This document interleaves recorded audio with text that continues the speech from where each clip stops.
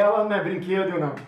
Atriz, produtora, apresentadora. Ela tem no seu currículo 22 novelas, 11 minisséries e 9 peças de teatro. Atualmente, ela está como Wanda de Malhação e também na série da Multishow Os Suburbanos. Hoje eu estou de papo com a atriz Solange Couto. Olá! Solange, muito obrigado por essa oportunidade. Assim, são poucas as pessoas que dão oportunidade para quem está começando, assim como eu, fazendo essas entrevistas. Eu quero muito com essa entrevista passar também conhecimentos para o público, para essa galera que está chegando agora, para esses novos atores. E tinha que ser com você. A segunda temporada tinha que ser com você. E assim, eu sinto você uma pessoa muito próxima da gente. Parece que a gente já te conhece há muito tempo. Eu tenho sempre essa impressão. Você sente isso do seu público também? O meu público é muito chegado. Desculpa, primeiro eu quero agradecer a você pela oportunidade de estar falando com mais esse monte de gente querida. E assim, falar de tudo, de mim, do meu trabalho, desses anos todos, com uma nova pessoa, com um novo olhar, é muito bom para mim. Muito obrigada. Ai, que bom. Me sinto sim. O meu público é um público muito extenso, a minha extensão, porque eu sou nascida e criada no subúrbio do Rio de Janeiro, tenho família no subúrbio todo, gosto de estar com eles. Hoje eu moro na Zona Oeste, num lugar mais tranquilo, menos barulhento, mas aquele barulho me faz muitas saudades, de verdade, mas é distante, então às vezes é complicado morar onde eu gostaria para o meu trabalho, para os meus lugares de trabalho. Então assim, o meu povo, a minha família, muitos amigos, meus colegas de escola, pessoas do meu Face, pessoas do meu Instagram, inúmeras pessoas, eles se veem muito, espelham muito em mim, falam muito, perguntam muitas coisas e eu não me atenho a responder absolutamente nada, a conviver absolutamente nada. A minha fã que pergunta sobre saúde, a minha fã que pergunta sobre a vaidade, a minha fã que pergunta sobre a relação pessoal, a minha fã que pergunta sobre o meu filho. Psicóloga. Eu não tenho o menor problema, eu não tenho nada a esconder, graças a Deus, nos meus 59 anos de idade e meio,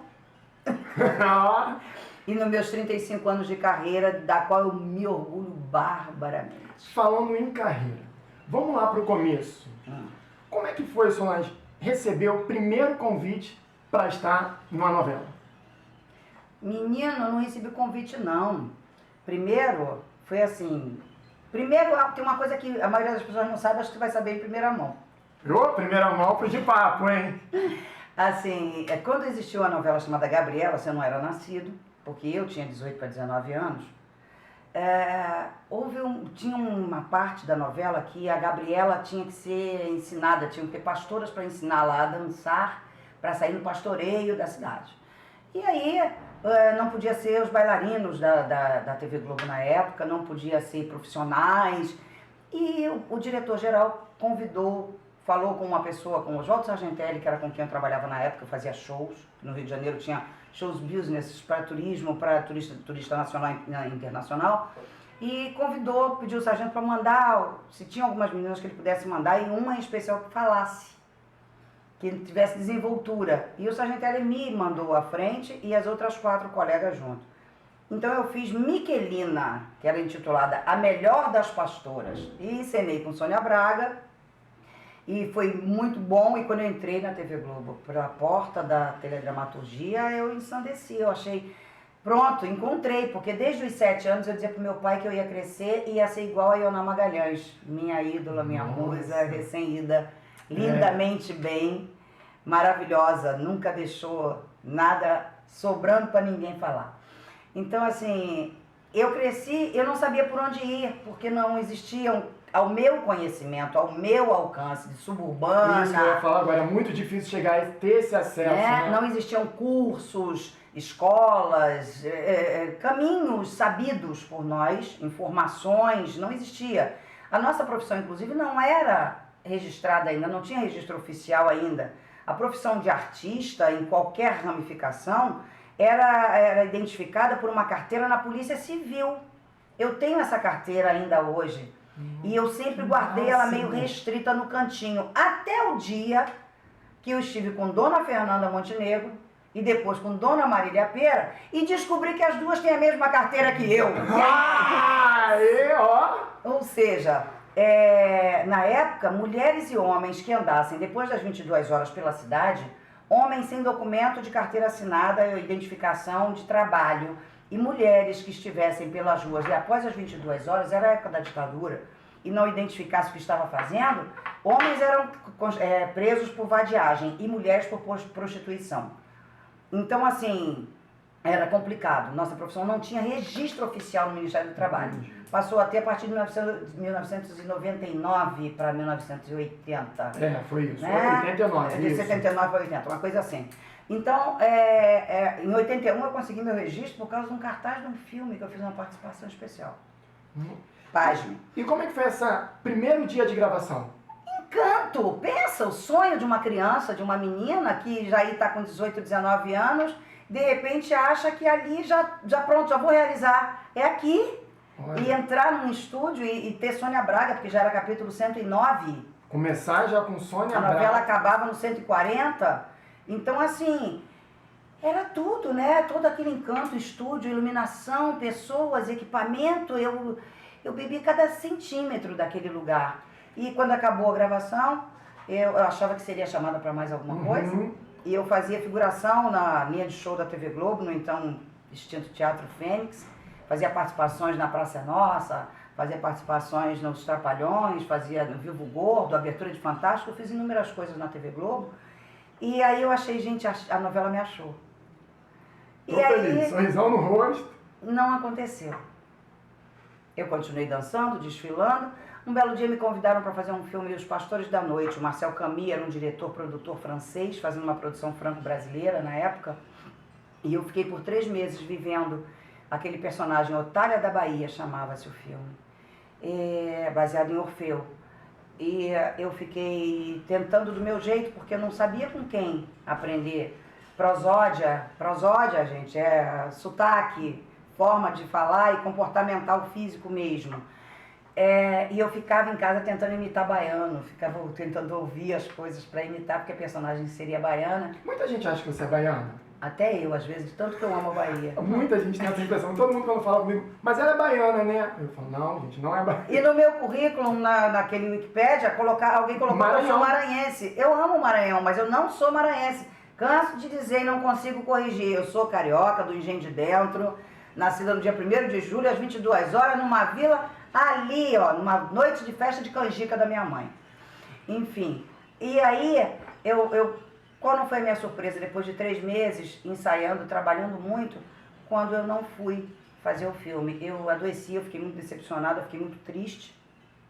E através do Sargentelli eu conheci uma pessoa chamada Lívio Bruni, que já não está entre nós há alguns anos, que era o dono de uma cadeia de cinemas no Rio de Janeiro. E o senhor Bruni me perguntou, ele falou, você faz cada personagem, porque o show do Oba Oba não era um baticum de biquíni, de pandeiros e bumbuns se requebrando. Tinha um roteiro inteiro e eu representava cada personagem. Uma hora eu era uma menina dançando valsa, outra hora eu fazia uma Iemanjá, outra hora eu fazia uma Carmen Miranda, outra hora eu fazia bailarina clássica. E cada momento desse exige um rosto, uma expressão, uma atuação. E aí o seu Bruno me perguntou como é que eu fazia aquilo, quem estava me ensinando. E eu disse, ninguém me ensina, eu estou aprendendo aqui. Isso eu saio daqui. E aí ele me colocou para fazer um filme chamado O Namorador. Foi a primeira vez que eu fui pro telão, mas eu fazia uma princesa que não falava. Ela só ia. E por conta do cartaz desse filme, foi que eu consegui depois me sindicalizar, quando a profissão já reconhecida, quando eu fui fazer Os Imigrantes. Eu estava no palco do Oba Oba de São Paulo, fazendo uma breve temporada novamente, eu tinha parado de dançar há uns anos, e aí o Walter Avancini, maravilhoso diretor, pai de quase todos nós, mandou o Silvio Francisco falar com o sargento que queria falar comigo ao fim do espetáculo. Quando acabou o espetáculo, o Silvio veio me convidar para fazer um teste para Os Imigrantes na TV Bandeirantes, em São Paulo. Isso em 1981. Isso em 80. Fim de 80. E aí eu falei, tá, mas como é que é? Ele falou, vai na sala tal, na TV Bandeirantes, em tal lugar, assim, tal dia, tal hora, eu vou te entregar o texto. E daí isso aconteceu, eu peguei o texto, decorei, foi engraçado que ele perguntou quanto tempo você precisa para decorar. Era uma cena de 2 páginas e meia, eu falei, me dá meia hora. Ó, já começou já! Claro que não ia conseguir isso, né? Óbvio que não. Ou talvez, não sei. E aí ele riu um pouco e falou, não, você vem daqui a 3 dias. Na época não existia celular, gente, tinha um negócio chamado bip. Teletrim. E pro tal do bip tocar confirmando isso, você tem noção que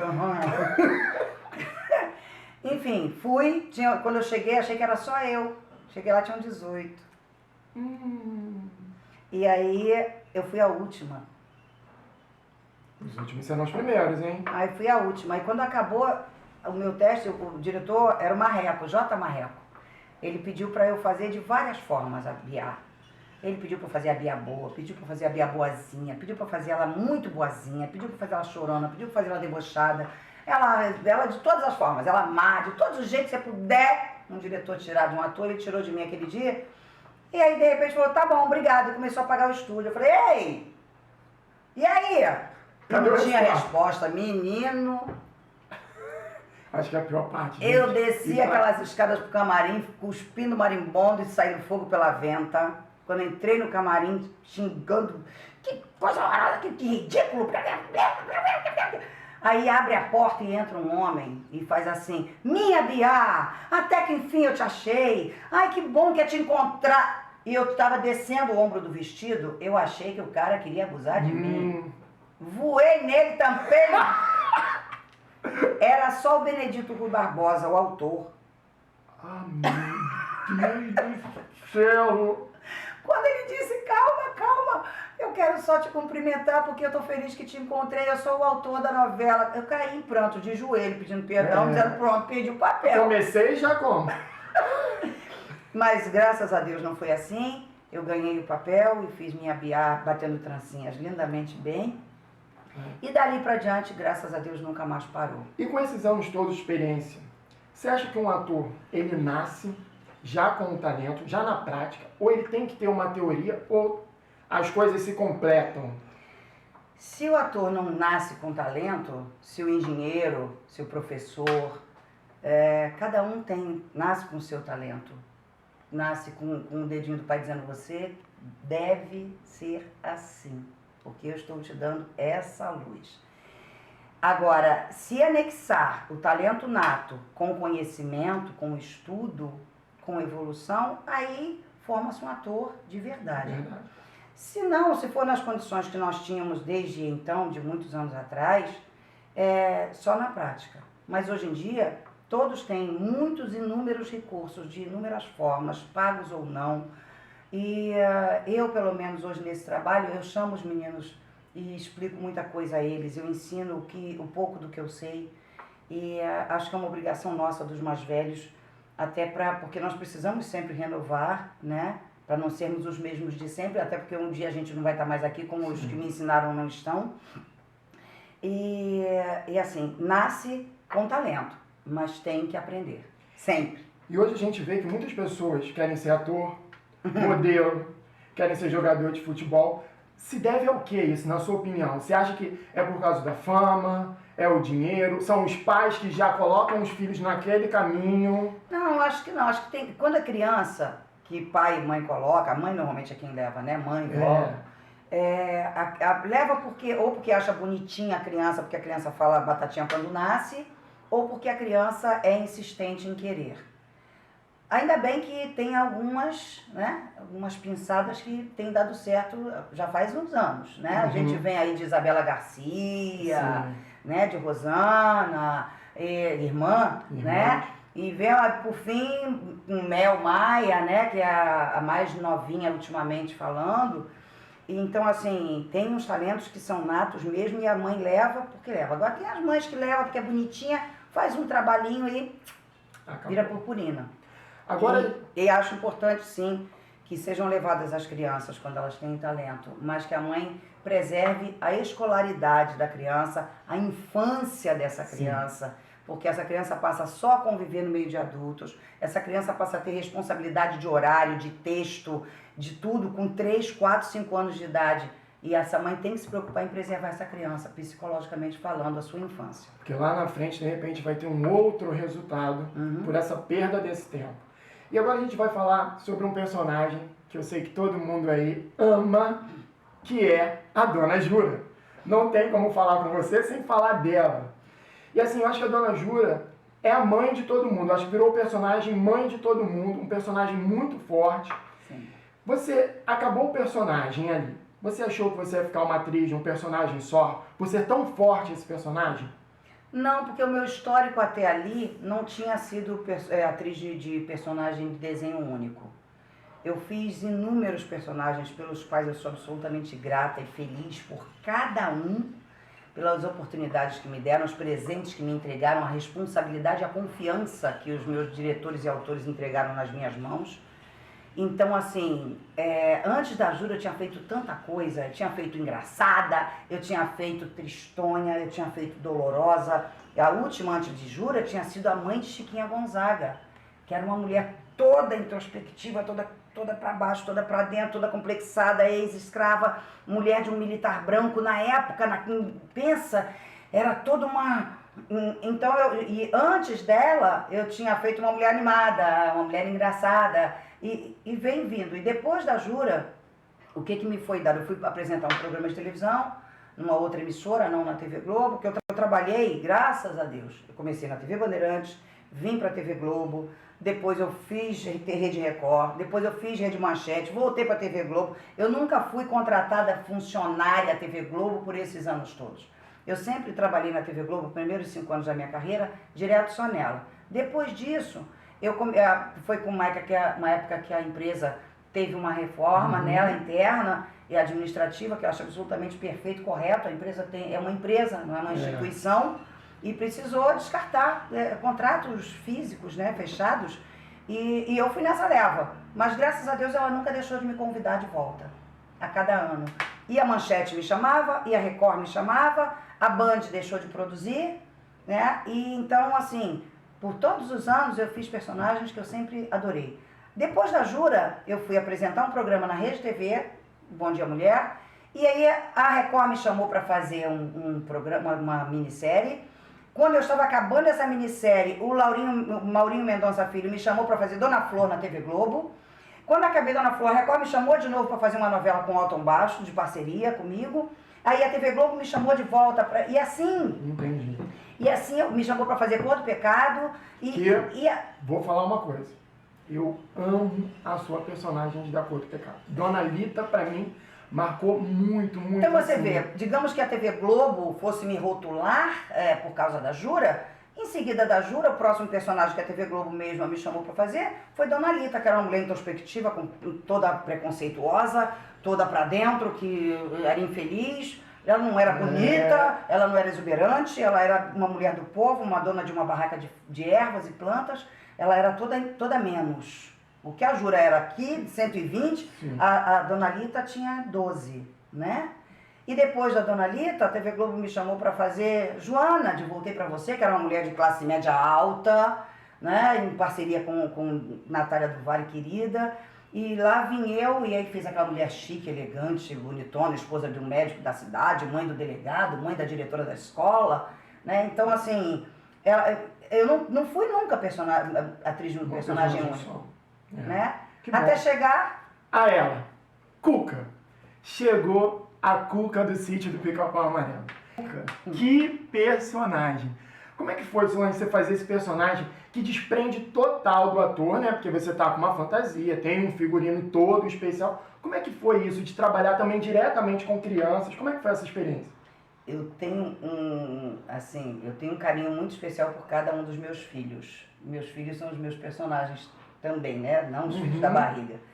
Mas, assim, a Cuca é a única personagem que ainda faz isso. Nossa.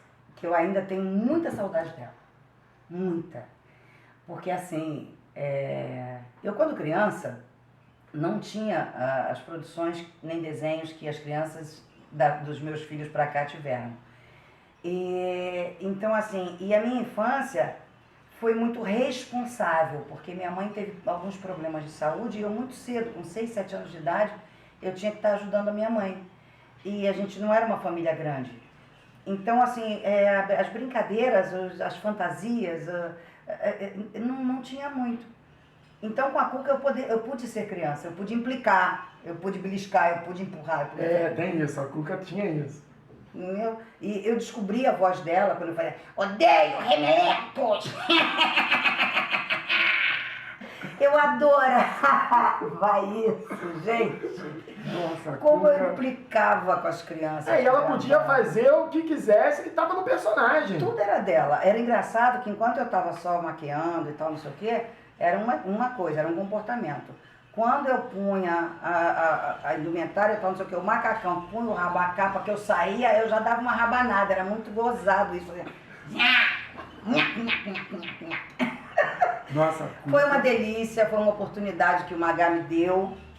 O Magalhães, quando me chamou para fazer um teste para ela, ele falou, o problema é que então, a direção geral tá meio resistindo, é porque você é uma pessoa bonita, Solange, e dessa vez a gente não quer usar máscara. E a gente Aí eu falei, Magá, essa pergunta que você fez, né? Como é que é desprover? Eu sou atriz. E temos colegas, você deve saber disso, que cerrou dente, que praticamente se mutila, né, para fazer um personagem. Raspa a cabeça, né, vai treinar com pessoas deficientes visuais e auditivas, sem medo. Sem medo. Ator é isso, ator é fazer, é dar veracidade. É abrir mão então, de si para o personagem. Você vê, você riu pelo simples fato de eu fazer a voz dela, né? Chamar de remelento. Então, isso, para mim, ser ator é isso. É você se desnudar, você se desprover completamente. Vai ficar feio, descabelado. Eu fiz inúmeros personagens sujos, com as unhas sujas, descabelado, muito mal vestidinho. Numa série que existia, você era muito pequeno, eu nem era nascido, chamado Caso Verdade, que tinha na TV Globo. E eu fiz uma mulher em especial muito mísera, muito feiosa, muito suja, com o dente maquiado. Então, assim, é um grande orgulho para um ator quando ele pode se despir. Então hoje a Cuca é o carinho especial. É. E agora a gente vai falar, atualmente, a sua nova fase agora, com uma Wanda de Malhação. Seu público, o que você achou do seu público? Seu público mudou depois de Malhação? Eu acho que não mudou, não. Acho que foi adicionado.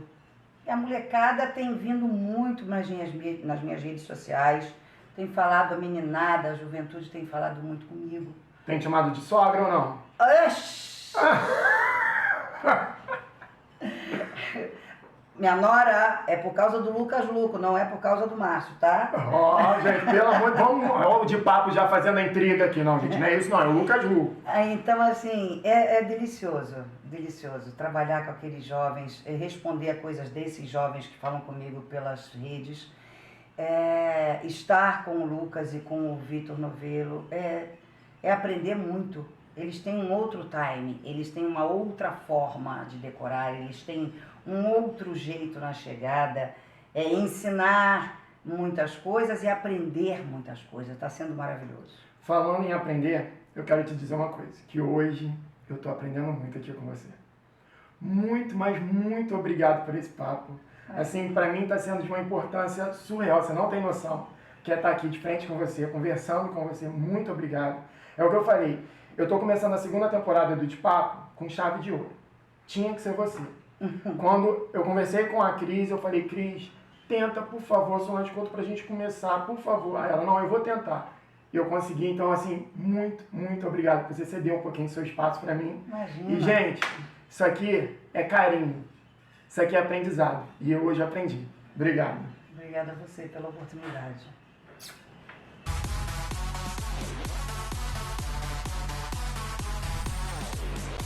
Seguinte, agora começou o Caderno de Pergunta. O Caderno de Pergunta é o seguinte, a gente vai relembrar aquela história lá daqueles caderninhos que a gente recebia, um monte, várias perguntas. Quem você é apaixonado por quem? Aquelas perguntinhas que o pessoal queria, acho que era um meio de uma fofoca ali, mas para ninguém ficar falando.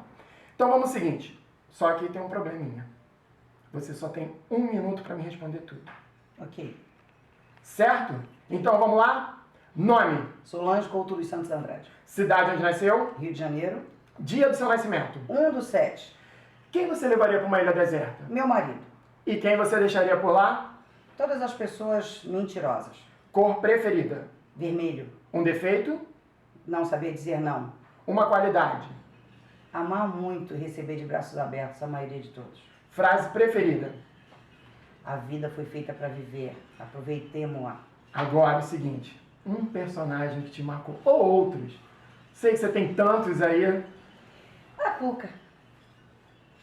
Agora, Dona Wanda. Mas a Nova Cuca, paixão. A Cuca é muito danada. Pra quem você falaria, não é brinquedo não, hein? Xiii! Rolou assunto. Mando botar uma faixa lá em Brasília, de ponta a ponta. E quem você jogaria, ou o que jogaria dentro do caldeirão da Cuca? O Congresso Nacional. Porque tá difícil. Solange, muito obrigado.